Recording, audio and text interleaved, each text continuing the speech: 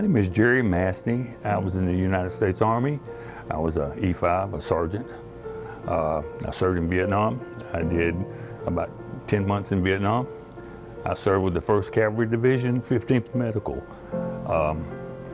The first 3 months over there, I fought. The rest of the time, I was in a medevacing. I was 19, just turned 19. I was in college and had a scholarship to play ball.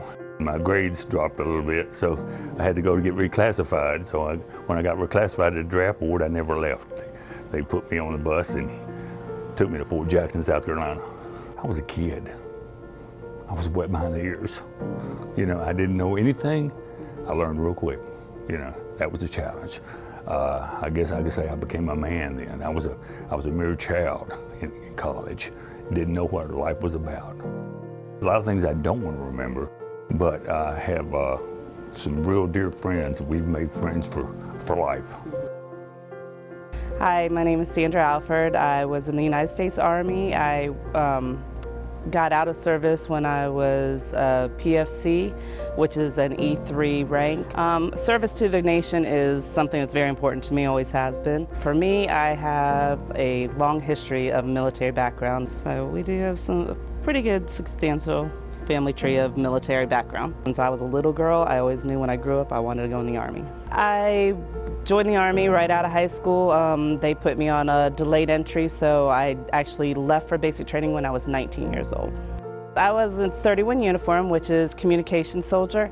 And I was primarily stationed at Fort Lewis, Washington, was most of my service, and we went to Yakima Desert, and I worked for the I Corps, which is headquarters company for the base. I did a lot of radio operating and receiving information from those in the field, as well as giving orders from the higher up command. You do have to take orders and follow through with carry out with things you don't necessarily always want to do. And you pull a lot of long hours. You don't have a 9-to-5 job. You are 24/7, you're a soldier. The sacrifice that families do go through when you are a veteran, you have sacrificed more than you know, whether you are a military spouse, a military child, a military service member. You learn a sense of respect and responsibility, and just having confidence in someone else.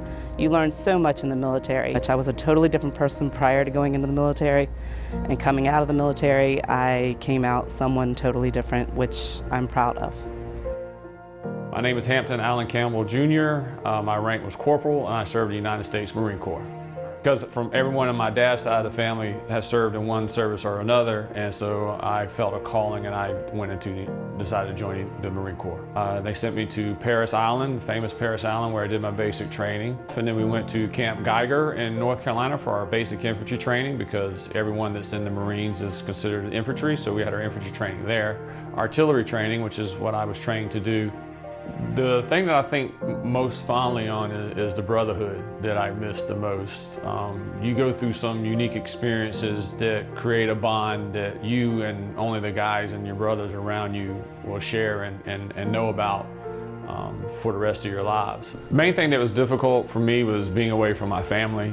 Missing mom and dad's and brothers and sisters' birthdays and Christmases and Thanksgivings because you were deployed elsewhere. Was kind of hard. You and your brothers, we share a bond that we all know that we're all going through the same stuff, and we help each other get through those moments. And the experience you gain is irreplaceable. The most important thing that I think that the Marine Corps has taught me is to cherish your time around the people that you love. You never know when you're going to get deployed. You never know when a buddy might not come home, and I would say that enjoy the present moment is probably one of the most important things I learned in the Marine Corps.